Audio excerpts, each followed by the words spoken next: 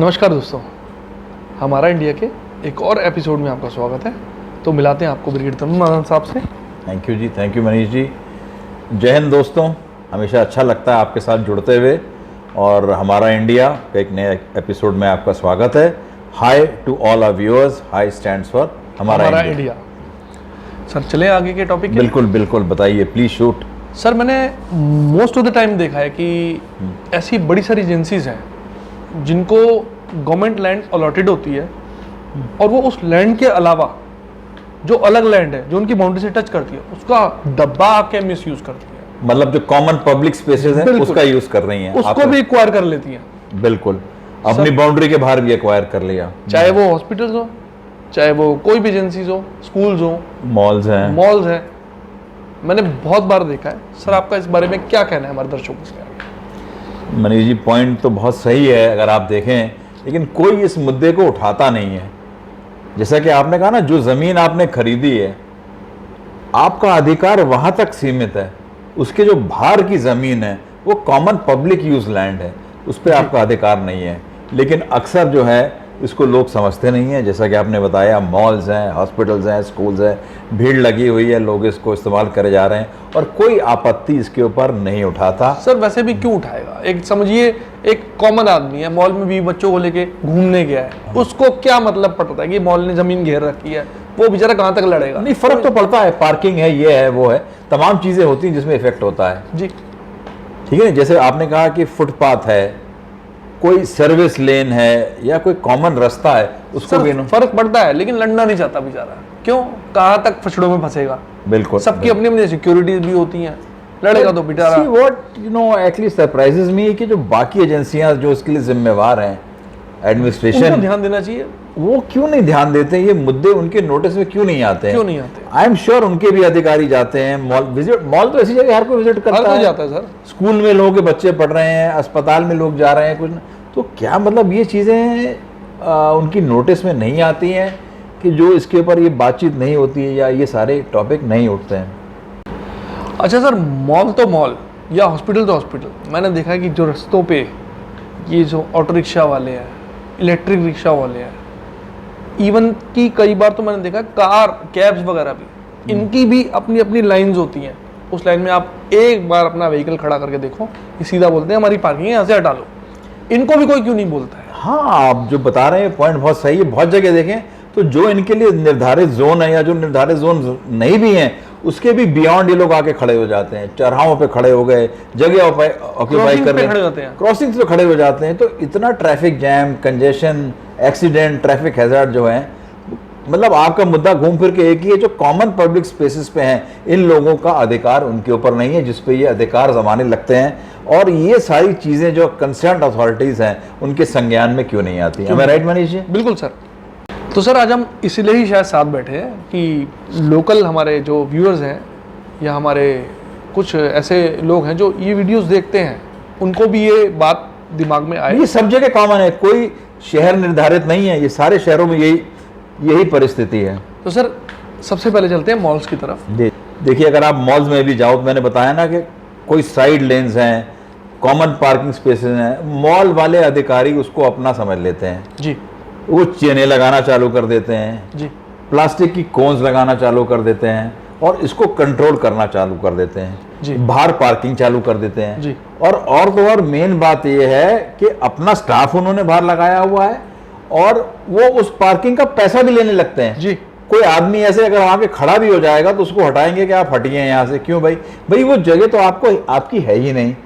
और अगर वो कॉमन पब्लिक स्पेस है और पार्किंग अगर ऑथराइज है तो जमीन गवर्नमेंट की है, गवर्नमेंट को वो रेवेन्यू जाना चाहिए, गवर्नमेंट को वो पैसा जो है वो सारा जाना चाहिए जी। इसी के साथ साथ ऐसी परिस्थिति अस्पतालों में भी है। आप कई अस्पतालों में जाओ, अगर आप देखो बाहर इतनी जमीन उन्होंने ऑक्यूपाई कर रखी है, पार्किंग हो रही है, ये हो रही है और वो सारा हॉस्पिटल का जो एडमिन स्टाफ है वो कंट्रोल कर रहा है, एडमिन या सिक्योरिटी वो कंट्रोल कर रहा है जी। तो ये एक तरीके से अगर देखा जाए तो सही तो नहीं है और इसका रेवेन्यू अगर फायदा होना चाहिए तो गवर्नमेंट को जाना चाहिए। इन प्राइवेट आदमियों के पास क्यों सारी ये चीजें जा रही हैं? सर इवन मैंने कई बार ये भी देखा है कि ये पार्किंग करते हैं और उसकी पर्ची भी नहीं देते। बिल्कुल नहीं देते हैं। तो बिल्कुल यानी नहीं कि देते ये हैं। सब घालमेल है। बिल्कुल इलीगल है ये सारा। जी। चलिए सर, हॉस्पिटल मॉल तक तो समझ आता है, लेकिन स्कूलों में ये सेम सिचुएशन है, तो वहाँ क्या दिक्कत है? देखिए, स्कूल तो ज्ञान और विद्या का मंदिर है। बिल्कुल सर। उन्हें तो सही गलत का ज्ञान खुद होना चाहिए और दुनिया को समझाते हैं, लेकिन इस टाइप की परिस्थिति वो भी करते हैं। जी। अगर आप गलती से कहीं गाड़ी यहाँ वहाँ लगा दो या खड़े भी हो जाओ तो उनका सिक्योरिटी स्टाफ दौड़ता हुआ आ जाएगा कि साहब यहाँ गाड़ी नहीं लगानी है। भाई वो जमीन, वो सड़क आपकी है नहीं, कॉमन पब्लिक सड़क है, और सड़कों पे ये होती ही चीजें हमने देखी हैं। जी। मैंने बताया ना कि चेन लगा देना, कोन लगा देना, डीमार्केट कर देना, यहाँ गाड़ी नहीं वहाँ गाड़ी नहीं, ये गाड़ी हमारे स्टाफ के लिए है, ये एरिया हमारी उस जगह के लिए है। They have no authority over it, it is a common public space. लेकिन अब पता नहीं ये क्यों चीज़ें नोटिस में नहीं आती हैं। बीच में आप देखिए कई शहरों में इस तरीके की ड्राइव लॉन्च हुई है, लेकिन वो बहुत एक टेम्पररी मेजर है कि पुलिस आए, चेक किया कि भाई, और ऑफिस स्पेसेस हैं, बहुत सारे ऑफिस बिल्डिंग्स भी आ गई हैं, उनमें भी ऐसा हो रहा है। इस प्रकार की ड्राइव लॉन्च हुई कि आपने कॉमन जगहों पे गाड़ी क्यों खड़ी हुई है, लेकिन वो एक टेम्पररी इफेक्ट है, वो होता है और फिर वही चीज़ वापस चालू हो जाती है। तो ऐसा क्यों नहीं हो रहा है और इसका कोई परमानेंट इलाज क्यों नहीं हो रहा है, ये बात समझ में नहीं आ रही है। अब सर, जैसे कि हॉस्पिटल्स और कॉलेज और स्कूल्स हो गए, इनको पर्टिकुलरली लैंड जो है ये पब्लिक वेलफेयर के लिए अलॉट हुई है कंसेशनल रेट्स पे। जी, इनका जी। ये मतलब थोड़ी कि आप पार्किंग लगा के उसको पैसा बनाना शुरू कर दो या अपनी मनमानी शुरू कर दो। मनीष जी, आप बिल्कुल ठीक मुद्दा उठा रहे हैं। देखिए, जब भी गवर्नमेंट कोई एरिया या कोई सेक्टर डेवलप करती है तो इन लोगों को बुलाती है कि यहाँ स्कूल की ज़रूरत है, यहाँ अस्पताल की ज़रूरत है, हम आपको ज़मीन सस्ते रेट पे दे रहे हैं, आप ये बनाइए। और इसी के साथ साथ निर्धारित किया जाता है कि आपने जो कॉमन लोगों को उसके ऊपर जो है एक कुछ सुविधा देनी है। अब जैसे स्कूल्स हैं, राइट टू एजुकेशन एक्ट के अंदर उनको जो बेचारे अंडर प्रिविलेज बच्चे हैं उनको फ्री पढ़ाना है, लेकिन अक्सर ये चीज होती नहीं है।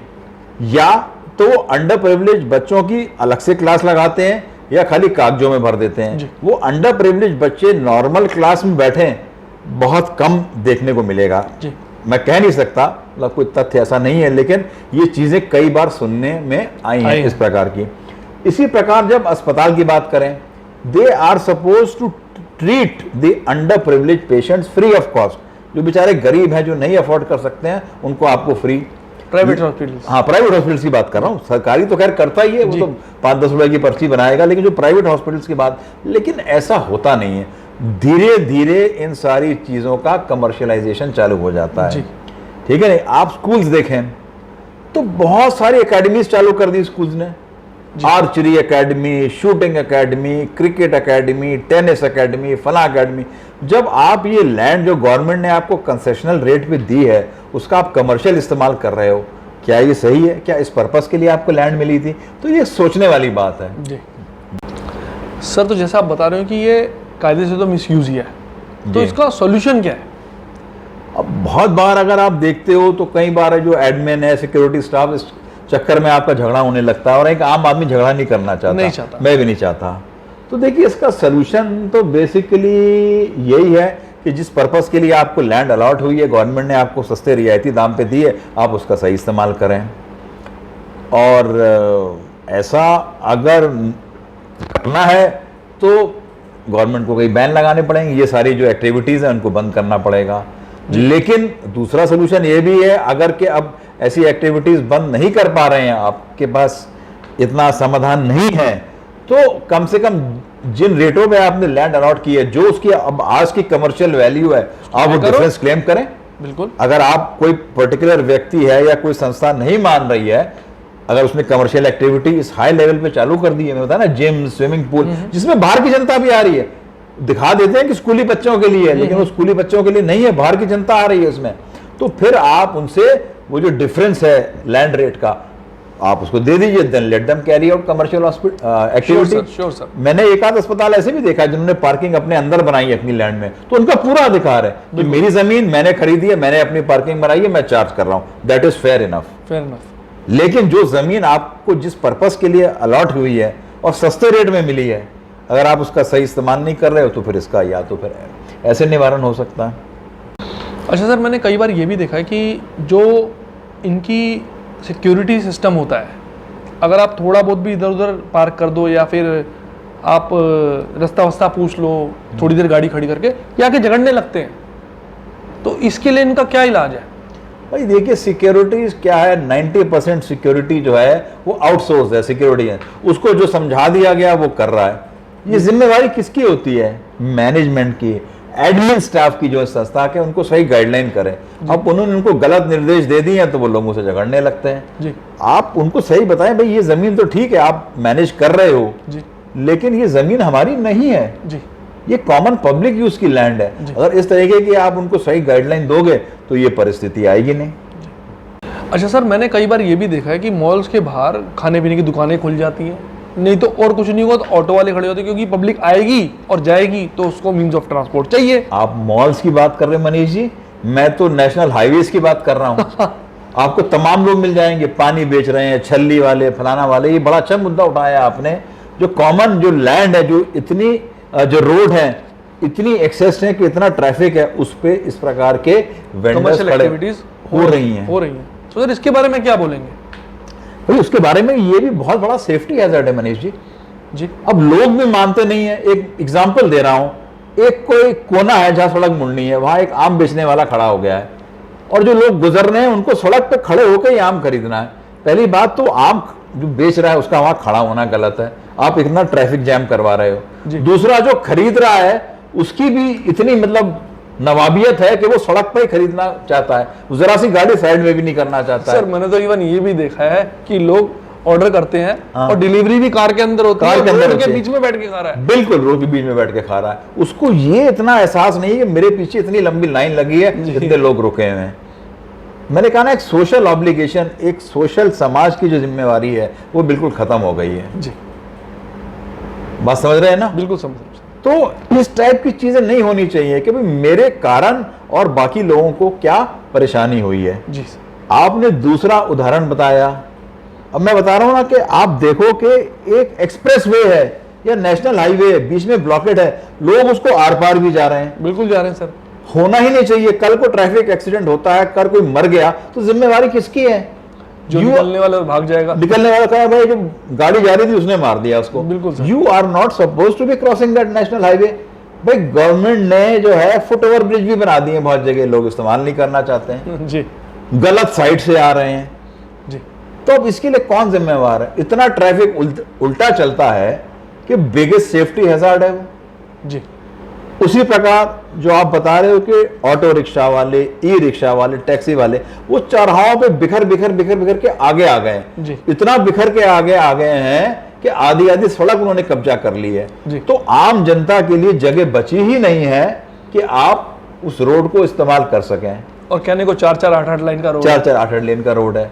और फिर जब आपकी स्पीड स्लो है तो आप जो स्लो स्पीड वाली लेन है उसमें चलिए, वो हाई स्पीड वाली लेन में आके खड़े हो जाते हैं और वो अपनी सवारी ढूंढ रहे हैं, आ जाओ फला, यहाँ जाना, यहाँ जाना, यहाँ जाना, यहाँ जाना, वो पूरा करते करते बाहर की रोडों में आ गए हैं। तो कितना ट्रैफिक आप इफेक्ट कर रहे हो, ये जो छोटे वर्ग के लोग हैं उनको भी सोचना चाहिए। इसी बात पे अगर आप ध्यान दें, हमने एक वीडियो भी बनाया हुआ है, ट्रैफिक संकट। बिल्कुल, ट्रैफिक संकट, प्लीज उस वीडियो को जरूर देखिए। इसके साथ साथ मैं ये बोलता हूं कि सिर्फ मतलब लाइसेंस जो है सिर्फ ड्राइविंग स्किल पे नहीं मिलना चाहिए, ड्राइविंग एटिकेट्स पे भी मिलना चाहिए। और जो इस प्रकार के डिफॉल्टर हैं उनको आप इस प्रकार की समाज सेवा कराएं, तो उनको बताएं सही गलत क्या है, ड्राइविंग क्या है। आजकल इतने वीडियो सिमुलेटर्स आ गए हैं, मारुति जैसी कंपनियों ने लॉन्च कर दिया ड्राइविंग सिमुलेटर। लोगों को आप इन पोजीशन पे ले जाएं, उनको फिजिकली बिठाएं ड्राइविंग सिमुलेटर्स में और ड्राइव करके दिखाएं कि कैसे उन्हें सड़क में कैसे बिहेव करना है इन सब चीज़ों पे।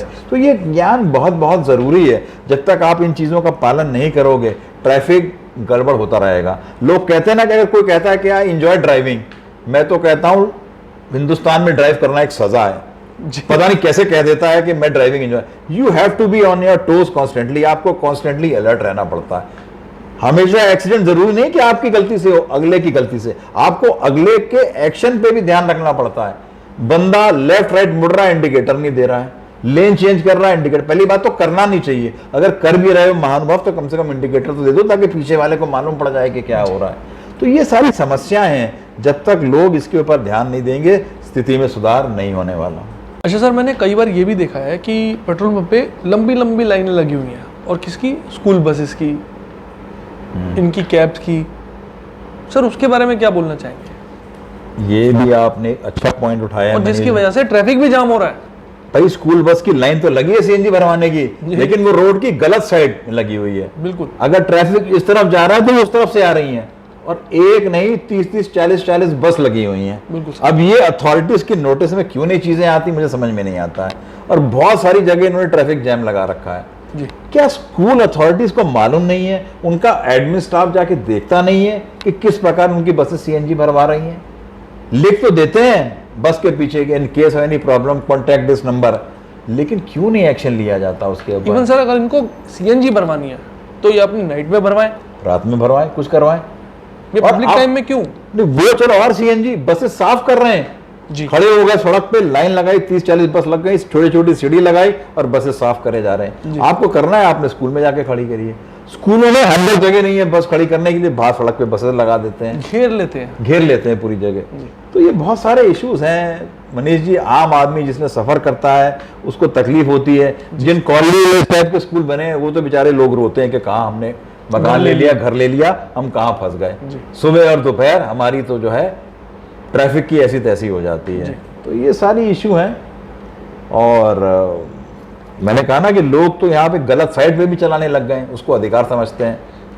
और कई बार it is happening right under the nose of the concern authorities. अगर आप ट्रैफिक चालान का मुद्दा देखो तो कितने ई रिक्शा, कितने स्कूटी स्कूटी वालों का चालान निकलता है, बहुत कम है।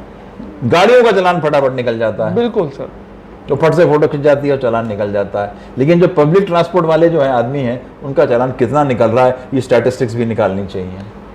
तो सर बड़ा अच्छा डिस्कशन हुआ आपसे आज बात करके कि हमें पब्लिक स्पेस को मिसयूज किसी भी इंस्टीट्यूशन को नहीं करना चाहिए। नहीं करना चाहिए। ये लोकल आदमी का भी अधिकार है कि पब्लिक स्पेस उसका भी है। पब्लिक स्पेस सबके लिए है भाई, आपकी जितनी आपकी उतनी हमारी भी है। जी। तो आप जाते जाते व्यूअर्स को हमारे क्या कहना चाहेंगे? भाई मैं तो यही कहूँगा, please be A responsible citizen, और जो आपको अच्छा ना लगे वो अगले के साथ मत करिए प्लीज़। अगर आप अपनी सामाजिक जिम्मेवारी निभाएंगे तो ये देश और बेहतर बनेगा, आपकी रोज़मर्रा की जो समस्याएं हैं वो कम होंगी और आपका जीवन आरामदेह होगा, सुखमय होगा। चलिए सर, फिर व्यूअर्स को बाय बाय कहें। Thank you so much. Please keep watching Hamara India and do keep sharing, liking and supporting our channel. जय हिंद, जय हिंद।